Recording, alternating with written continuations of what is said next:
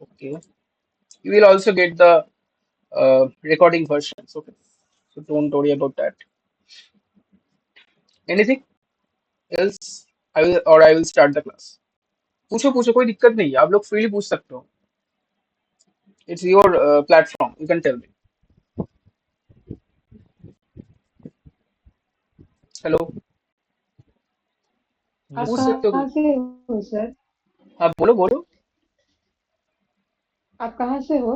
मैं वेस्ट बंगाल से हूँ. ठीक है. वेस्ट बंगाल में जो पूर्व बर्धमान है उस डिस्ट्रिक्ट के कांडला शहर से मैं हूँ. अभी मैं कोलकाता में रहता हूँ. हाँ, और कुछ और कुछ भी. ओके मैं स्टार्ट कर. देखिए मैं आपसे आपसे एक रिक्वेस्ट कर रहा हूँ. अगर मैं कुछ भी पूछ रहा हूँ ना क्वेश्चन तो आप लोग प्लीज अनम्यूट करके आंसर दे दीजिएगा. ठीक है. If you can comfortable with that. Because अगर आप अनम्यूट करेंगे ना तो आपका भी एक इंटरेक्शन बनेगा. अगर आप मैसेज करेंगे तो उससे इंटरेक्शन नहीं होता. आप अगर अनम्यूट करके पूछेंगे और बोलेंगे कुछ भी आंसर तो आपका एक इंटरेक्शन बनता है. तो आपको और भी इंटरेस्ट आता है इस सब्जेक्ट में. लॉजिक क्लियर होता है. कॉन्सेप्ट क्लियर होता है. ठीक है. सो if you can you carry on with your unmute yourself that you can carry it my slide or PDF. Okay. So आज हम लोग पढ़ने वाले ऑर्गेनिक इंटरमीडिएट्स में. आई एम टेलिंग यू लगभग ऑर्गेनिक इंटरमीडिएट से हर साल 2 या 3 क्वेश्चन आते हैं. मतलब ऑलरेडी आप 12 to 8 इन नंबर में आपको मार्क्स मिलेगा. ठीक है. If you am talking GPAT और सीयूटीपी और NIPER JEE also NIPER JEE BITSAT आप जो कुछ भी एग्जाम उठा लीजिए आपको ऑर्गेनिक इंटरमीडिएट बहुत इंपॉर्टेंट होता है. और क्योंकि देखिए इंटरमीडिएट क्या है, मैं डायरेक्ट आपको इस पेज में लेकर चलता हूँ. ठीक है. You guys will get this PDF. Okay. देखिए हम जो पढ़ेंगे आज पढ़ेंगे ऑर्गेनिक इंटरमीडिएट्स. पहली बात तो है कि आपका इंटरमीडिएट होता क्या है आपको जानना पड़ेगा. What is intermediate. ठीक है. What is intermediate. जो भी एक रिएक्शन में अगर ए प्लस बी का रिएक्शन में अगर सी फॉर्म हो रहा है ना. अगर सी फॉर्म हुआ तो ए प्लस बी होता है आपका स्टार्टिंग मटेरियल और सी आपका होता है प्रोडक्ट. ओके. सी होता है प्रोडक्ट. ए होता है starting material S M. B मान के चलिए रिएजेंट है. बी रिएजेंट है.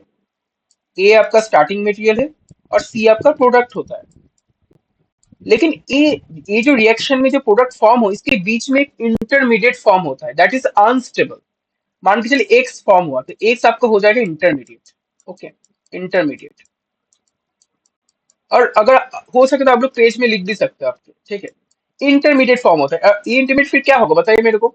अगर इंटरमीडिएट में आपको नेचर पूछो तो क्या होगा.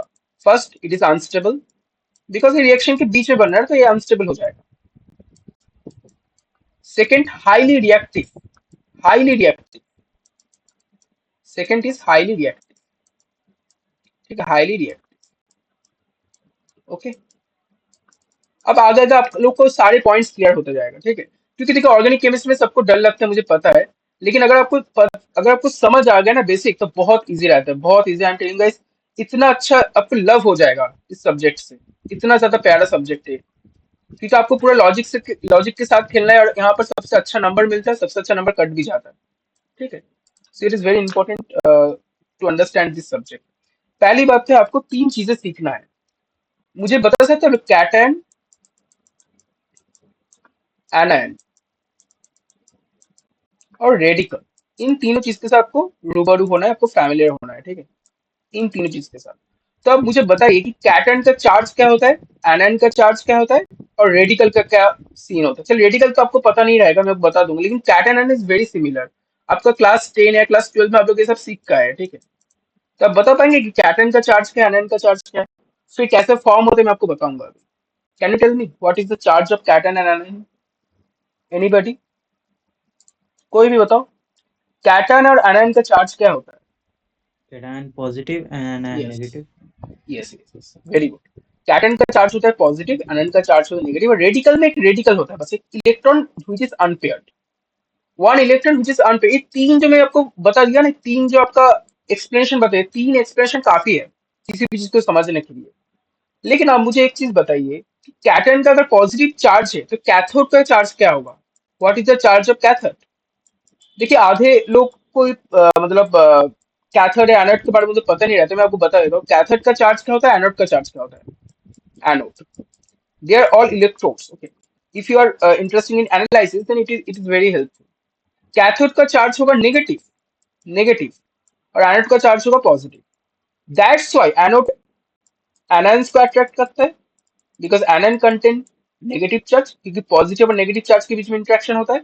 और कैथोड कैटायन को अट्रैक्ट करता है, because cation is containing positive charge और नेगेटिव और पॉजिटिव के बीच में इंटरेक्शन होता है। इज इट क्लियर और नॉट? इज इट क्लियर और नॉट? अभी मैं आपको जो जो बेसिक बता रहा हूँ आप सब लिख के चलेंगे, क्योंकि बहुत इंपॉर्टेंट है। आगे जाके एक स्टेप बाय स्टेप आप सीखते हुए चलेंगे, तब आपको इंटरेस्ट आएगा और तभी आपको समझ आएगा चीजें, क्योंकि because that is a mathematical part. Okay, एक एक चीज सीखेंगे तो आपको बहुत इंटरेस्ट लगेगा। Are you guys getting my point और नॉट? बोलो। Yes, sir. Okay okay, very good. One second ना, वन सेकंड। বাবা এটা সর, আমি ক্লাস নিচ্ছি, সাইলেন্ট করো। একটু ওই করে কথা বলো, তুমি ওই করে কথা বলো।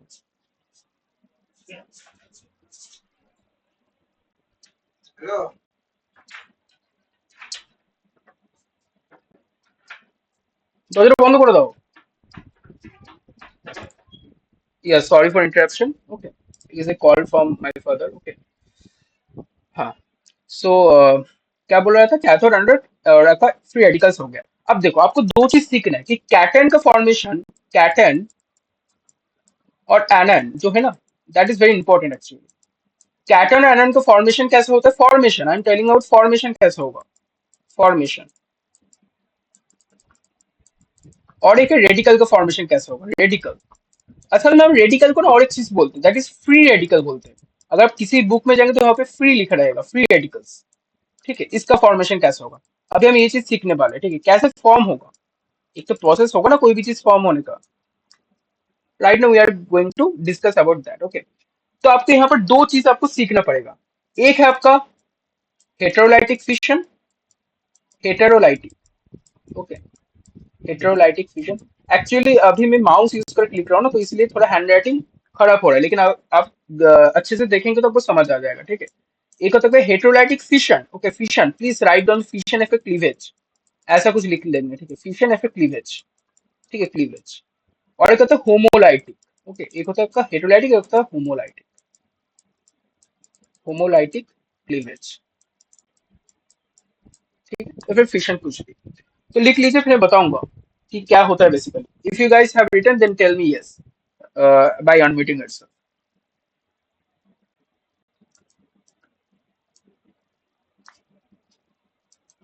अगर हो जाए तो बता दीजिएगा। होमोलाइटिक, देखो, मान के चलो ए और बी के बीच में बॉन्ड है। क्या आप लोग को पता है एक सिंगल ए आपका एक सिंगल बॉन्ड है, ऐसा आपका डबल बॉन्ड होता है, ऐसा आपका ट्रिपल बॉन्ड होता है। आगे जाकर हम लोग सिग्मा क्या होता है, पाई क्या होता है, ये सब भी पढ़ने वाले हैं, लेकिन it is not right now in our class, but will later discuss on. Okay, तो एक सिंगल बॉन्ड, डबल बॉन्ड और ट्रिपल। मान के चलो यहाँ पे सिंगल बॉन्ड है ए और बी के बीच में, तो आप लोग मुझे बता पाएंगे ए और बी के बीच में जो सिंगल बॉन्ड है उसमें कितने इलेक्ट्रॉन्स है? Can you tell me, anybody? क्या आप लोग बता पाएंगे ए और बी के बीच में जो सिंगल बॉन्ड है उसमें कितने इलेक्ट्रॉन्स है? सिंगल बॉन्ड में कितने इलेक्ट्रॉन्स है, बता पाएंगे कोई, एनीबॉडी? देखिए, वन टू वन इंटरेक्शन है, तो you must interact with me, तभी आपका क्लियर होगा। आपको बाकी कोचिंग में ऐसा नहीं, फैसिलिटीज नहीं मिलेगा वन टू वन इंटरेक्शन का। बताइए आप लोग, क्या हो सकता है? एक सिंगल बॉन्ड में कितने इलेक्ट्रॉन्स रहता है, बताइए। दो दो दो electron. Electron. Yes, two, two electrons. अब मैं आपको बोला हूँ कि होमोलाइटिक फिशन होगा, मतलब होमो मतलब एक तरफ नहीं होगा, दो तरफ। मतलब दोनों, देखिए अगर आपके पास मान के चलिए दो एप्पल से, अगर आप दोनों भाई ऐसे दोनों बहन एक एक करके ले लेंगे, तो आपके दोनों दोनों के पास एक एक करके आया ना, तो होमोलाइटिक फिशन हुआ। तो एक इलेक्ट्रॉन ए लिया और एक इलेक्ट्रॉन बी ले लिया, तो क्या होगा? ए के पास एक इलेक्ट्रॉन आएगा प्लस बी, बी के पास एक इलेक्ट्रॉन आएगा, एंड इससे क्या बना? रेडिकल्स, फ्री रेडिकल्स फॉर्म हो गया। Are you getting my point और नॉट? कैसे आपका रेडिकल्स का फॉर्मेशन Yes, हुआ, sir. That is your radical formation. और हमेशा रेडिकल के आगे फ्री रेडिकल्स लिख देंगे, क्योंकि that is a free, that is not in paired, that is free, that's it is called free radical formation. Okay, so हमें से एक चीज याद रखें कि होमोलाइटिक फिशन के कारण फ्री रेडिकल का फॉर्मेशन होता है। अगर क्वेश्चन आया कि किस, हाँ बोलिए, any problem? Yes, yes, yes. Please repeat how the free radicals is formed. देखो यहाँ पर होमोलाइटिक, अगर मान के चलिए आप और आपके बहन है, ठीक है, तो दोनों के पास दो दो एप्पल है, दोनों एक एक एक बॉन्ड पे है, तो दो इलेक्ट्रॉन्स है आपके पास। तो अब होमोलाइटिक मतलब एक के दोनों की तरफ की similar kind of electron shift होगा। मान के चलिए ए और बी के बीच में जो दो इलेक्ट्रॉन्स था, ये दो इलेक्ट्रॉन्स है, इन दोनों इलेक्ट्रॉन्स ही ए के पास एक गया और बी के पास एक गया। दैट्स वाई दोनों के पास एक एक करके इलेक्ट्रॉन आया, या फिर देखिए रेडिकल्स फॉर्मेशन हो गया। ठीक है, that is GPAT question actually. GPAT आपका आई थिंक इस 2022 में क्वेश्चन आया था, किसके कारण आपका रेडिकल्स का फॉर्मेशन होता है। That is homolytic fusion will be the answer. Okay, are you getting my point और not? Then we will go with heterolytic fusion. This is actually homolytic fission. After homolytic fission, the radicals is formed, and that is a radical. That is free. That is unpaired. Paired में नहीं, unpaired है। हम लोग और detail में जाएंगे धीरे धीरे, लेकिन I am telling you in brief right now. Are you getting my point? In equal yes distribution of the yes yes, radicals equal ना. डिस्ट्रीब्यूशन ऑफ रेडिकल्स, राइट, एकदम एकदम, बहुत बढ़िया। Okay okay, it is clear? Is it clear? Yes, Yes, yes, sir. yes. yes yes yes, okay okay, then we will go with heterolytic fission. Okay, heterolytic fission, जो जो बोल रहे हैं अभी लिख के चलेंगे, ठीक है? सबको आपको नोट्स में मिल जाएगा, लेकिन नोट्स में ना पसंद नहीं आ गया। अगर मैं आपको अभी स्लाइड देख के बस पढ़ा दूंगा ना, तो आपको कुछ भी समझ नहीं आने वाला है। इसलिए मैं हमेशा बोर्ड को यूज करता हूँ कि थोड़ा सा आपका इंटरेस्ट बना रहे, आपको अट्रैक्टिव सेशन लगे। ठीक है, देखिए अगर मान के चलिए फिर से मैं ए और बी को ले रहा हूँ, ठीक है, ए और बी को मैं ले लिया। पहले तो आप लोग एक चीज लिख लीजिए अपने बुक में या फिर अपने कॉपी में, कि after heterolytic fission ions will be form. Ions, ions का फॉर्मेशन होता है हेटेरोलाइटिक फिशन के बाद। प्लीज लिख लीजिए इस चीज को, बहुत इंपॉर्टेंट है, मैं बता रहा हूँ। हेटेरोलाइटिक फिशन के बाद आपका आयंस का फॉर्मेशन होगा, या फिर पॉजिटिव बनेगा, नहीं तो नेगेटिव बनेगा। ठीक है, अगर पॉजिटिव बना तो तो कैटायन होगा, और अगर नेगेटिव बना तो एनायन होगा। प्लीज लिख लीजिए अपने कॉपी में। ठीक है, देखिए अब ए और बी के बीच में फिर से दो इलेक्ट्रॉन्स है, एक सिंगल बॉन्ड पे हमेशा टू इलेक्ट्रॉन्स रहते हैं। ठीक है, अब मान के चलिए बी के पास पावर ज्यादा है, B is highly power, B के पास ज्यादा क्षमता है, ज्यादा उसके पास पावर है। तो बी क्या हो गया? हेटेरोलाइटिक का मतलब क्या है? हेटेरो का मतलब होता है अलग, होमो का मतलब होता है सेम, तो हेटेरो का मतलब होता है अलग। तो आप यहाँ पर क्या होगा, बी के पास अगर पावर ज्यादा है तो बी दोनों इलेक्ट्रॉन अपने पास ले लेगा, दोनों इलेक्ट्रॉन अपने पास ले लेगा। तो क्या फॉर्मेशन होगा बताइए मेरे को? ए के पास तो कुछ भी इलेक्ट्रॉन नहीं रहा, बी के पास दो दो इलेक्ट्रॉन आ गया, है कि नहीं? आया ना? आया ना? हाँ सर। अब और एक केस हो सकता है कि मान के चलिए ए और बी था, दोनों इलेक्ट्रॉन था, दोनों इलेक्ट्रॉन ए के पास चला गया, क्योंकि ए का पावर ज्यादा है। तो क्या फॉर्मेशन होगा? ए के पास दो इलेक्ट्रॉन रह जाएगा, और बी के पास एक सिंगल इलेक्ट्रॉन रहेगा, बी के पास कुछ भी इलेक्ट्रॉन नहीं रहेगा।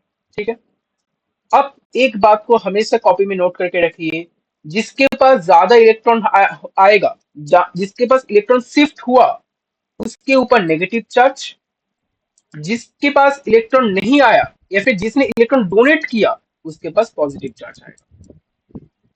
ठीक है, यानी पहला केस में अगर वन नंबर केस ये था, तो बी के पास नेगेटिव चार्ज आएगा, ए के पास पॉजिटिव चार्ज आएगा। सेकेंड केस जिसमें ए के पास पावर ज्यादा था, ए ने इलेक्ट्रॉन खींच लिया था कि भाई मैं ज्यादा शक्तिशाली हूं, तो मैं तुम्हारे इलेक्ट्रॉन भी ले लूंगा, तो अब ए के पास नेगेटिव चार्ज आएगा, बी के पास पॉजिटिव चार्ज आएगा। यानी कि यहाँ पर कैटायन का फॉर्मेशन होगा, ए के केस में एनायन का फॉर्मेशन होगा, vice versa for second case. B will appear as a cation and A will be appear as a anion. ठीक है, समझ आया? Are you getting my point? Clear है? বুঝতে পারছি সবাই? Is it clear? हाँ सर। अब हम लोग इंटरमीडिएट्स में एंट्री लेंगे कि आप लोग को बेसिक पता चल गया। अभी आप लोग को बेसिक पता चल गया कि what is cation, what is anion, what is free radicals, how it will be form, है कि नहीं? बेसिक पता चल गया। अब हम लोग इंटरमीडिएट्स में एंट्री करेंगे। देखिए स्लाइड में यही सब रहेगा, आपको बस पढ़ना है, लेकिन मैं आपको समझा दूंगा ऐसे कि आपको अभी और उसके बाद नहीं पढ़ना पड़ेगा, तो आप लोग यही से आपका क्लियर हो जाएगा, हर एक चीज आपको समझ आ जाएगा। ठीक है, please guys give your full concentration. Okay, देखिए इतना तक सबको क्लियर है ना? अभी तक सबको क्लियर हुआ? सबको क्लियर है अभी तक? और मेरा लैंग्वेज सबको समझ आ रहा है ना? Is it clear with my language और एनी प्रॉब्लम? बोल दीजिए, तो फिर हम लोग आगे बढ़ पाएंगे। ठीक है सर। ठीक है। Okay, now intermediates. पहले इंटरमीडिएट क्या होता है? कार्बोकैटायन। लिख लीजिए, अपने कॉपी में लिख लीजिए। पहले इंटरमीडिएट का नाम है कार्ब, CARBO,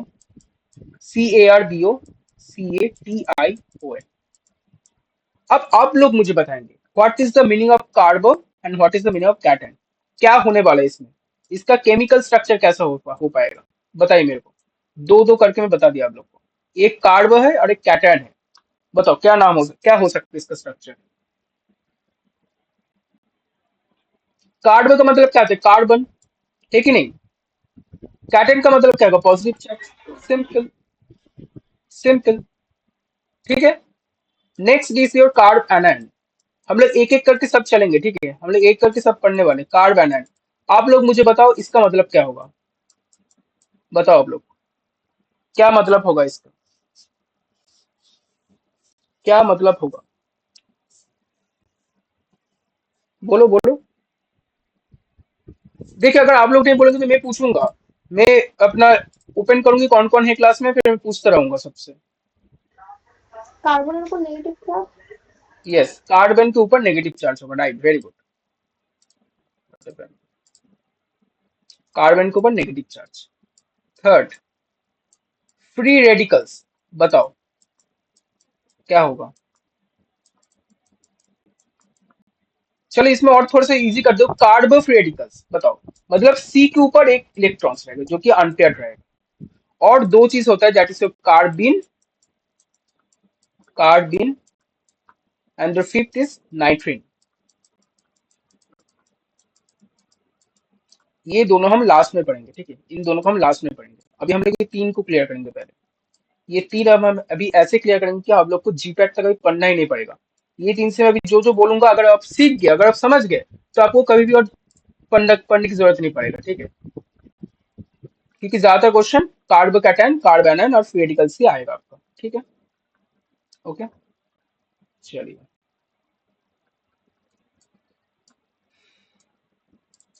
पहले कार्बोकैटायन।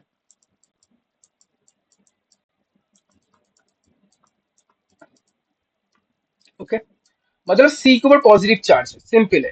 अब मैं ड्रॉ कर एक स्ट्रक्चर, ठीक है? CH3 C CH3 CH3 carbocation हो गया। क्या होगा? Tertiary carbocation. इसको हम बोलेंगे 3 डिग्री कार्बोकैटायन बोलेंगे। 3 डिग्री कार्बोकैटायन, बिकॉज अगर ये सेंट्रल कार्बन है, अगर ये वाला आपका सेंट्रल कार्बन है, इसके इसके तीन तरफ से तीन तीन कार्बन है, that's why it is called 3 degree carbocation. अगर दो कार्बन रहता, अगर मान के चले यहाँ पर मैं इसको अगर हटा दूं, अगर मैं इसको हटा के बस सिंपल H रखूं ना, अगर मैं इसको सिंपल H रखूं तो दैट इज 2 डिग्री कार्बोकैटायन। अगर मैं दोनों कार्बन को रिप्लेस कर दूं, सिर्फ यहाँ पे H आ जाए, दैट इज 1 डिग्री कार्बोकैटायन। ऐसे होता है, ठीक है? ऐसे होता है। Right now I am dealing with you आपका 3 डिग्री कार्बोकैटायन, ठीक है? 3 डिग्री कार्बोकैटायन। अब मुझे बताओ पॉजिटिव चार्ज का मतलब क्या था? मैंने क्या बोला था कि पॉजिटिव का मतलब है कि उससे इलेक्ट्रॉन ले लिया गया है कि नहीं? बताओ। पॉजिटिव चार्ज का मतलब मैंने क्या बोला कि पॉजिटिव चार्ज का मतलब होता है कि उससे इलेक्ट्रॉन जा चुका है। उससे इलेक्ट्रॉन जा चुका है। Electron is loss. इलेक्ट्रॉन जो है उससे जा चुका है, ठीक है? उससे चला गया है इलेक्ट्रॉन, डेंसिटी कम हो गया है इलेक्ट्रॉन्स का। अब मुझे बस एक नॉर्मल लॉजिक बताओ। मैं दो तीन चीजें आपको पहले बता दूं। CH3 जो होता है ना, that is electron donating group, plus I group होता है CH3। अगर आपके सामने कभी भी OH आ गया, that is your minus I group. अगर आपके सामने कभी NO2 आ गया ना, that is your plus I group. मैं अभी CH3 के साथ ही डील करूंगा। मैं अभी आपका CH3 के साथ ही डील करूंगा। इसलिए मैं ये जो है ना इंडक्टिव इफेक्ट जो है, ये मैं आगे आने वाले क्लासेस में पढ़ूंगा, क्योंकि अभी एक क्लास में तो पूरा पढ़ना इम्पॉसिबल है। तो अभी मेरा आपको बोलो कि CH3 क्या है? बताओ। मैं अभी बोला है CH3 क्या है? What is the nature of CH3? बोलो। डोनेटिंग। व्हाट?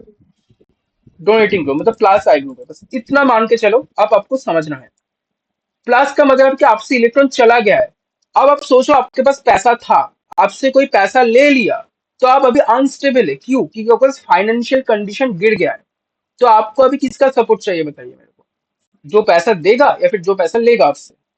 आप एक इंसान हो, ठीक है? आप एक इंसान हो जिससे पैसा ले लिया कोई, जिससे पैसा ले लिया है, ठीक है? आप तो आपके पास भी तो पैसा नहीं है ना, तो आप तभी अनस्टेबल हो गए, फाइनेंशियल कंडीशन का गिर गया। तो अभी आप किस कंडीशन में फिर से खड़ा हो पाएंगे? आपको कोई पैसा देगा तब, या फिर आपसे फिर से कोई पैसे ले लेगा तब? बताओ बताओ, क्लियर करो मेरे को। In which time you will get your stability? बोलो बोलो, आपको क्वेश्चन When the समझ रहा है कि person नहीं? is receiving हाँ, something, when बोलो the बोलो। person will be receiving something. Yes, if a person will give me the money, then I will get my stability again. Same case electron के case में भी होगा। इसमें electron चला गया, इससे कार्बन से इलेक्ट्रॉन कोई ले लिया है, तो अब ये कब स्टेबल होगा? जब इसके पास कोई कार्बन सॉरी इलेक्ट्रॉन देने वाला ग्रुप आएगा ना। तो यहाँ पे तीन तीन CH3 है, तो तीन तीन जगह से इलेक्ट्रॉन मिल रहा है कि नहीं? तीन तीन जगह से इलेक्ट्रॉन मिल रहा है ना, तो ये स्टेबल होगा। यानी कि 3 degree carbocation is more stable than 2 degree carbocation than 1 degree carbocation. ये चीज समझ आया कि नहीं पहले मुझे बता दो। ये चीज समझ आया कि नहीं पहले मुझे बता दो। क्या ये वाला चीज समझ आया सबको? इज इट क्लियर और नॉट? सर 3 डिग्री ये स्टेबल है क्योंकि यहाँ पे जल्दी ये स्टेबिलिटी गेन कर सकता है। Is it yes, because of that? Because of the nature, because यहाँ पे तीन कार्बन है, तीन CH3 जो इलेक्ट्रॉन डोनेट कर रहे हैं कि भाई आपके पास पैसा नहीं है तो आप पैसा मेरे से लो, मैं दे रहा हूँ ना। यानी कि यहाँ पर मेरे आपके पास इलेक्ट्रॉन नहीं तो मैं आपको इलेक्ट्रॉन दे रहा हूँ, that's why carbon cation get stability. तो 3 डिग्री में ज्यादा होगा, 2 डिग्री मुझसे कम, 1 डिग्री मुझसे भी कम। ठीक है, ओके, समझ आया? इज इट हाँ सर। रेकॉर्डिंग और नॉट? ओके, रेकॉर्डिंग चल रहा है, ठीक है, ओके। देन अच्छा, आपको 2 डिग्री 1 डिग्री में स्ट्रक्चर समझ आया ना, कब 2 डिग्री होता है कब 1 डिग्री होता है? मैंने बता दिया आप लोग को, समझ आया कि नहीं? हाँ, इज इट क्लियर नॉट? आप लोग बोल सकते हैं, फ्रीली बोल सकते हैं कि इसमें मुझे समझ नहीं आ रहा है, मुझे ये चीज फिर से समझाइए, कोई दिक्कत नहीं है। If you call for 1000 time I will give you the answer 1000 time. Okay,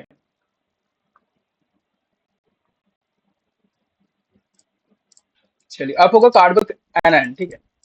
Please देखिए repeat 2 degree and 1 degree also. Hello. हाँ हाँ, बोलो बोलो। 2 degree and 1 degree को repeat कीजिए. देखिए 2 डिग्री क्या होता है, देखिए मैं स्ट्रक्चर देख के समझाता हूँ, ठीक है। देखिए CH3 है, C है, CH3 है, मान के चले यहाँ पर AH है बस।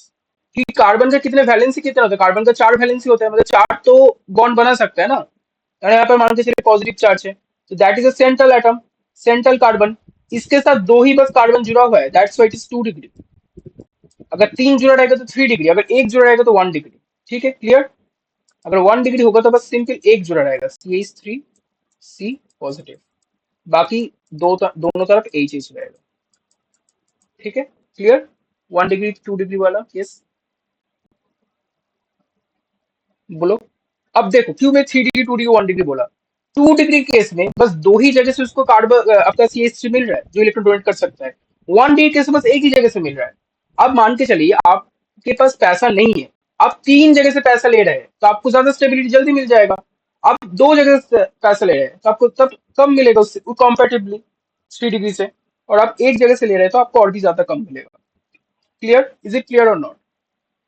That's why it is the trending 3 degree then 2 degree then 1 degree. Is it clear or not? बताओ जल्दी बताओ।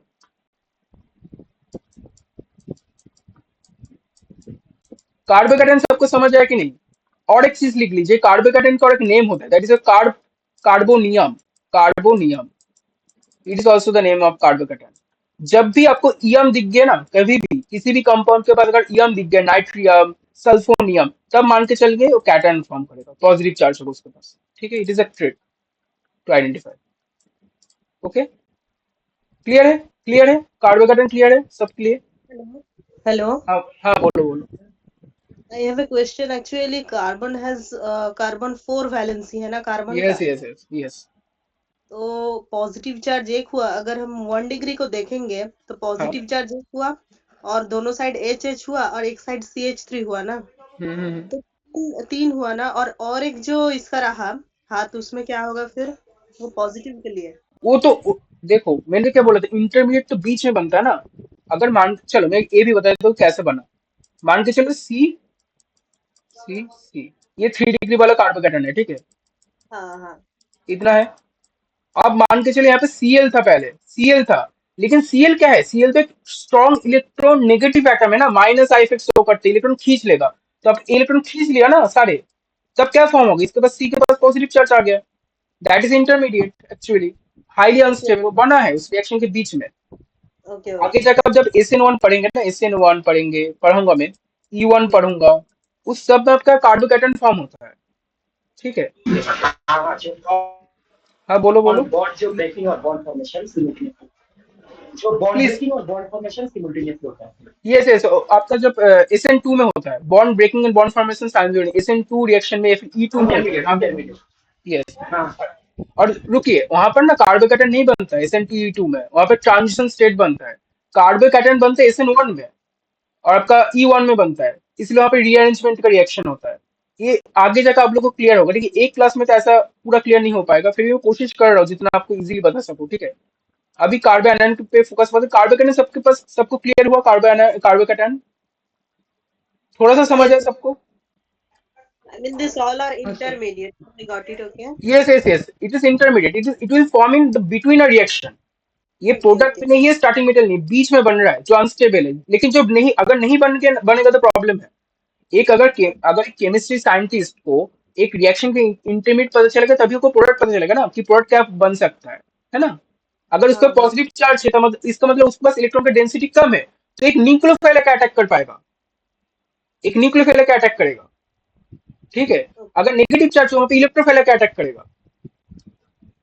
इलेक्ट्रोफाइल न्यूक्लियोफाइल कॉन्सेप्ट मैं आगे जाके समझाऊंगा। ठीक है, आज बस इंटरमीडिएट पे हम फोकस करते हैं, क्योंकि we have very less time to finish it. ठीक है, हमें अभी कार्बन का रेडिकल फॉर्म, रेडिकल जानना है, कार्बिन जानना है, नाइट्रिन भी जानना है। ठीक है, तो okay कोऑपरेट विद मी।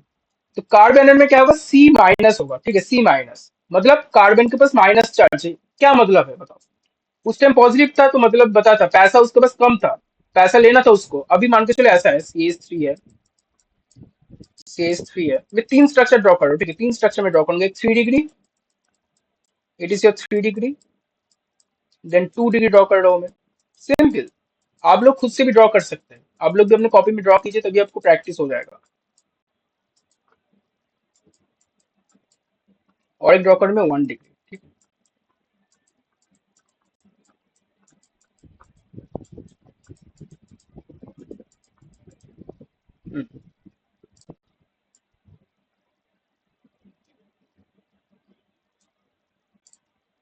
ठीक है, 3 डिग्री, 2 डिग्री और 1 degree.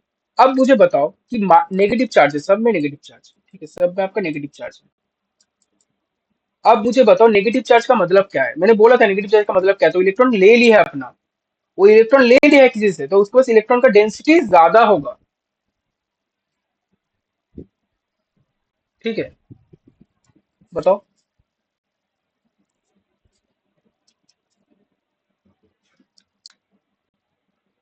Hello, is it clear not, उसके पास इलेक्ट्रॉन का डेंसिटी अब है, तो क्या होगा, उसका पैसा ज्यादा है। आप मान के चलो अगर पैसा ज्यादा होगा तो ब्लैक मनी चला गया ना वो वाला। अगर ब्लैक मनी, तो आपको अभी इन्वेस्ट करना पड़ेगा कहीं पे, है ना। अगर आपके पास ज्यादा इलेक्ट्रॉन है तो ज्यादा भी तो अनस्टेबिलिटी है ना, ज्यादा भी नहीं होना चाहिए, आपके पास एडिक्वेट अमाउंट पे होना चाहिए। अभी आपके पास ज्यादा इलेक्ट्रॉन, आप अभी रीच हो चुके हैं, अभी आपके पास ज्यादा इलेक्ट्रॉन हो चुका है, तब आपका क्या क्या कंडीशन होगा, तब जाकर आप स्टेबल होंगे, बताइए मेरे को।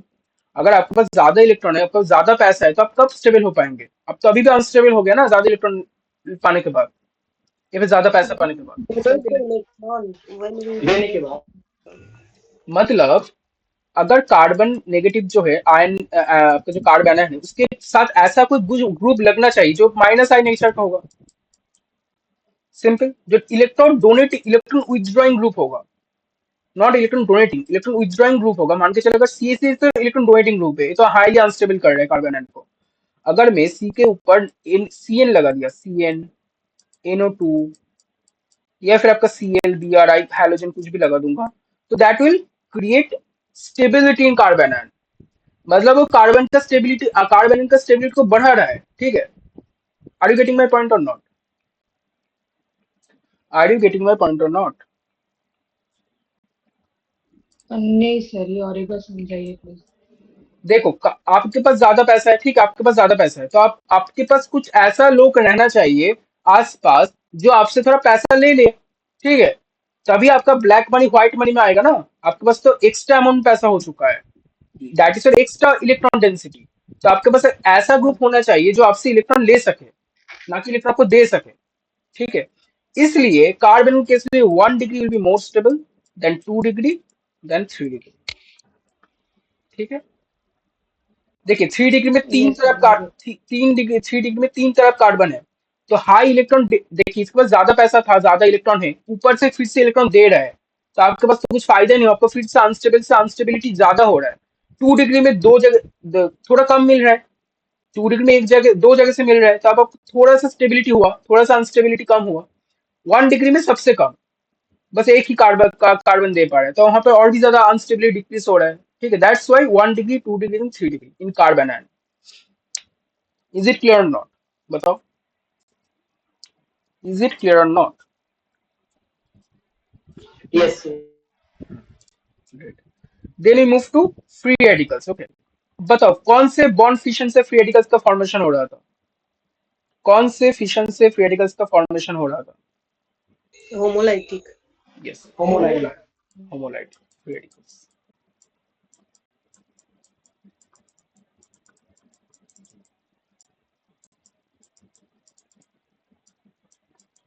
फिर से मैं एक स्ट्रक्चर ड्रॉ कर रहा हूँ। ठीक है, आज क्योंकि मैं आपको बेसिक समझे नहीं, इसलिए मैं थोड़ा सिंपल स्ट्रक्चर लेके समझा रहा हूँ। ठीक है, लेकिन आने वाले जितने क्लासेस होगा धीरे धीरे हम लोग ब्रॉड स्ट्रक्चर में भी जाएंगे, थोड़ा डीपली समझेंगे चीजों को। अभी मैं सुपरफिशियल को बता रहा हूँ कि क्या उसका कॉन्सेप्ट क्या है। ये फ्री रेडिकल्स है। ठीक है, अब मुझे बताइए कि आपके पास तो इलेक्ट्रॉन पेयर पे नहीं है, आपके पास एक इलेक्ट्रॉन है जो अनपेयर्ड है कि नहीं? आपके पास एक ही इलेक्ट्रॉन है, फुल इलेक्ट्रॉन नहीं, ऑक्टेट फुल नहीं हुआ इसका। ठीक है, हाँ या ना बोलो। आपके पास फुल हाँ इलेक्ट्रॉन सर नहीं Yes, है, yes. आपके पास एक इलेक्ट्रॉन है, यानी कि इसमें भी इलेक्ट्रॉन की डेंसिटी कम होगा। अगर आपके पास सोचे आपके पास दो दो इंसान, सोचे आपके पास एक फ्लैट है, अगर फ्लैट है, इस फ्लैट में दो इलेक्ट्रॉन आप रख सकते हैं, दो इंसान को आप एक फ्लैट में जगह दे सकते हैं, तब जाकर आपका जो पैसा आना चाहिए तो आएगा। लेकिन अभी आपके पास एक फ्लैट में एक ही बेड आपका फुलफिल हुआ है और एक खाली है और एक एम्प्टी है, तो आपके पास तो पैसे की कमी हो गया ना। अगर आपको मिलना चाहिए था 4,000 एक रूम से, अभी आपको मिल रहा है बस 2,000, तो आपके पास तो कम हो गया पैसा, है कि नहीं? जो डिजर्ट हो तो नहीं मिला, इसका मतलब इसमें भी आपकी इलेक्ट्रॉन डेंसिटी कम है, यानी इसमें भी आपका 3 डिग्री का ज्यादा होगा देन 2 डिग्री देन 1 डिग्री। लेकिन फ्री रेडिकल्स की जो कॉन्सेप्ट है वो अलग बताता है हमें। उसमें हमें थोड़ा सा बाद में जब हम लोग रेजोनेंस पढ़ेंगे, इंडक्टिव पढ़ेंगे, इलेक्ट्रोमैटिक पढ़ेंगे और हाइपर कंजुगेशन पढ़ेंगे ना, हाइपर कंजुगेशन जिसमें आपका अल्फा हाइड्रोजन का हम लोग कॉन्सेप्ट देखते हैं। अल्फा हाइड्रोजन मतलब जितना आपका अल्फा हाइड्रोजन उतना ज्यादा स्टेबिलिटी फॉर फ्री रेडिकल्स। जैसे यहाँ पर मैं एक रब बताता हूँ, यहाँ पे 9 अल्फा हाइड्रोजन है, 9 अल्फा हाइड्रोजन है, इसलिए जितना ज्यादा अल्फा हाइड्रोजन होगा, जितना अल्फा हाइड्रोजन ज्यादा होगा, फ्री रेडिकल की स्टेबिलिटी उतना बढ़ेगा। Because we have time limitation, then I am not going in this concept hyperconjugation. लेकिन hyperconjugation डायरेक्टली रिलेशन होता है आपका एल्कीन के साथ, डबल बॉन्ड जिसमें होगा आपका क्या बोलते हैं इसको, कार्बोकैटायन के साथ भी होता है आपका, देन आपका फ्री रेडिकल्स के साथ भी होता है। ठीक है, लेकिन रफ फैक्ट आप लोग ये समझ लीजिए कि हाइपर कंजुगेशन, सॉरी, आपका फ्री रेडिकल्स में भी आपका इलेक्ट्रॉन का डेंसिटी कम होता है, दैट्स वाई 3 डिग्री का ज्यादा होगा, देन 2 डिग्री का होगा, देन आपको 1 डिग्री का होगा। Okay, are you getting my point और not? Is it clear? Is it clear? Hello, is it clear और नॉट? यस सर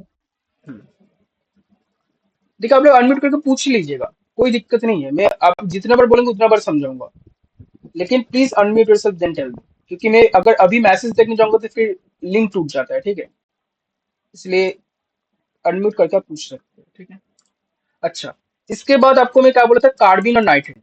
कार्बिन, अच्छा हाँ, एक चीज आप लोग शायद 12 में पढ़े, पैरामैग्नेटिक और डायमैग्नेटिक के कॉन्सेप्ट पढ़े थे क्या? पैरामैग्नेटिक और डायमैग्नेटिक, पैरामैग्नेटिक और एक होता है डायमैग्नेटिक। अभी आप लोग को मैं थोड़ा रफली बता रहा हूँ एक चीज, जब भी आपको अनपेयर्ड इलेक्ट्रॉन मिलेगा ना, अनपेयर्ड इलेक्ट्रॉन्स, वो पैरामैग्नेटिज्म शो करता है। जब भी आपको पेयर्ड इलेक्ट्रॉन पेयर्स मिलेगा, पेयर्ड इलेक्ट्रॉन पेयर, वो डायमैग्नेटिक शो करते हैं। मतलब free radicals is example of paramagnetic, while carbcation and carbanion is example of diamagnetic. Diamagnetism show करता है आपका कार्ब एनायन कार्ब कैटायन, और फ्री रेडिकल जो होता है आपका शो करता है पैरामैग्नेटिज्म। ठीक है, is it clear? Is it clear और नॉट? इसका अंदर कॉन्सेप्ट है केमिकल बॉन्डिंग। अगर आपको किसी को इंटरेस्ट हो, मैं बता सकता हूँ, कोई दिक्कत नहीं, टाइम लग जाएगा तो मैं बता दूंगा आप लोग को। केमिकल बॉन्डिंग्स के थ्रू हम लोग इसको डिस्क्राइब कर सकते हैं, why it is showing paramagnetism, why it is showing diamagnetism. ठीक है, is it very interesting? Okay, so right now we move to carbene. Carbene तीन हो गया आपका, तीन मेन पार्ट हो गया, और मैं बता दिया कैसे करना है आपको। कार्बिन और एक होगा नाइट्रेट। तो एक चीज कार्बिन में आपको याद रखना पड़ेगी, जो सेंट्रल कार्बन होगा ना, 1 मिनट, जो आपका सेंट्रल कार्बन होगा उसके साथ दो बॉन्ड पेयर रहेगा और एक लोन पेयर रहेगा। Please write down in notebook, दो बॉन्ड पेयर रहेगा, आ रहा दिखा रहा हूं मैं, दो बॉन्ड पेयर और एक लोन पेयर। ठीक है, एक लोन पेयर रहेगा, that is your lone pair. और एक कार्बन है, फिर से मैं ड्रॉ कर रहा हूं, कार्बन, दो बॉन्ड पेयर और एक लोन पेयर। ठीक है, देखिए इसमें भी दो चीज होता है, इसमें भी दो चीज होता है, मैं फिर से बता रहा हूं आपको, दो चीज इसमें भी होता है। मैं यहाँ पर ड्रॉ कर रहा हूँ अच्छे से ताकि आप लोग को एक ही पेज में पूरा मिल जाए। सी, यहाँ पर आपका लोन पेयर को ड्रॉ कर रहा हूँ मैं। ठीक है, ये लोन पेयर है आपका, और गुब्बारे जैसा लोन पेयर। ठीक है, लोन पेयर गुब्बारे जैसा हम दिखा देते हैं, आर आर। ठीक है, इसमें दो चीज, सिंगलेट कार्बिन होता है, सिंगलेट और ट्रिपलेट, दो कॉन्सेप्ट होते हैं, सिंगलेट और ट्रिपलेट। और मैं आई एम टेलिंग गाइस, कोई भी इसको नहीं समझाता है क्योंकि बहुत थोड़ा ट्रिपिकल होता है, लेकिन मैं तो आपको बहुत इजीली समझाऊंगा। ठीक है, क्या होता है सिंगलेट और क्या होता है ट्रिपलेट। देखिए, जब भी कार्बन मान के चलिए, ये है ना कार्बन, और पी ऑर्बिटल्स होता है। ठीक है, पी ऑर्बिटल में परपेंडिकुलर जो आपका, हाँ, परपेंडिकुलर जो ऑर्बिटल्स आते हैं, पी ऑर्बिटल्स, और एक होता है sp2 ऑर्बिटल्स आते हैं, ये होता है sp2 ऑर्बिटल्स। इन दो तरफ तक का आर बॉन्ड है, दो तरफ बॉन्ड पेयर्स है। सिंगलेट में क्या होगा, ये जो आपका दो लोन पेयर्स है ना, ये दो लोन पेयर सीधे यहाँ पर आ जाएगा, यानी कि पी ऑर्बिटल पूरा एम्प्टी रहेगा। और ट्रिपलेट के केस में सिंपल है, ट्रिपलेट के केस में जो होगा, जो आपका पी ऑर्बिटल्स है, परपेंडिकुलर पी ऑर्बिटल्स, इसमें sp में एक और इलेक्ट्रॉन आएगा और ट्रिपलेट में एक इलेक्ट्रॉन आएगा।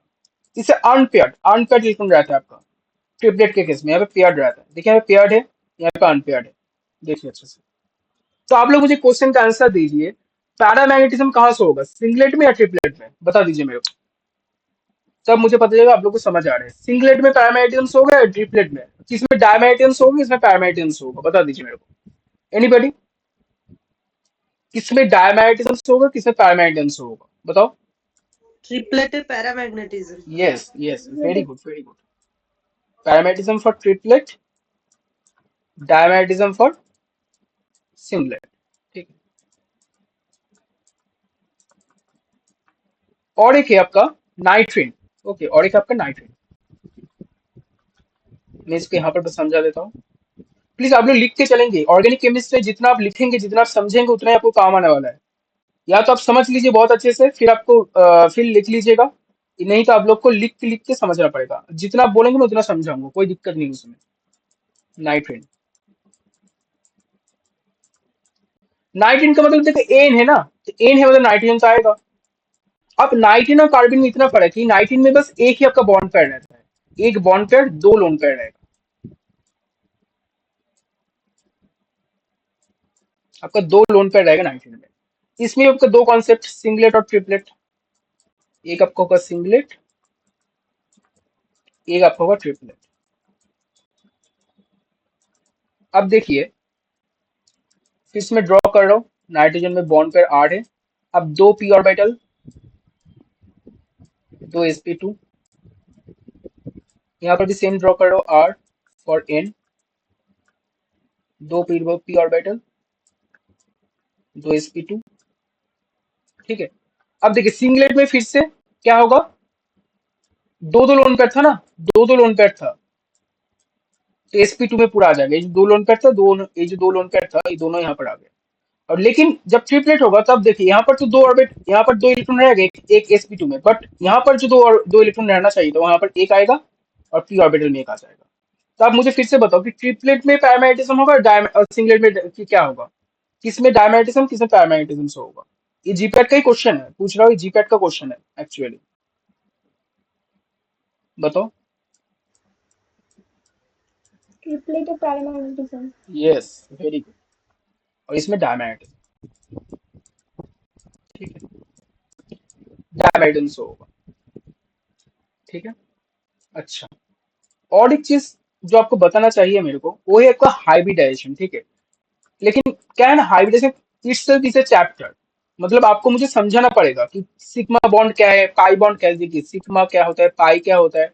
जब मैं आपको ये चीज बता पाऊंगा तभी आपका जो है आपका हाइब्रिडेशन वाला कॉन्सेप्ट क्लियर होगा। तब अब जाके जो कार्बोकैटायन, कार्बेनन, नाइट्रीन, कार्बिन का जो आपका जो हाइब्रिडेशन स्टेट होता है ना, जैसे आपका sp3, sp3, sp2, sp, sp3d, sp3d2, इन सब के बारे में आपको पता चल जाएगा। बहुत इजी है, एकदम अच्छे से मैं समझाऊंगा, कोई दिक्कत वाली बात नहीं। आज जैसे मैं समझाऊंगा वैसे ही समझाऊंगा। और आपका जब मतलब उसका शेप क्या होता है, जब एसपी होता है तब लीनियर होता है, sp3 होगा टेट्राहेड्रल होगा, sp2 होगा प्लानर होगा, sp3d होगा तो क्या होगा, ट्राइगोनल बाइपिरामिडल, sp3d2 होगा तो आपका ऑक्टाहेड्रल हो जाता है। यही चीजें समझाऊंगा, ठीक है। अभी मैं थोड़ा स्लाइड में आपको बता देता हूँ, क्योंकि नहीं तो आप लोग बोलेंगे स्लाइड तो कुछ दिखाई नहीं आपने।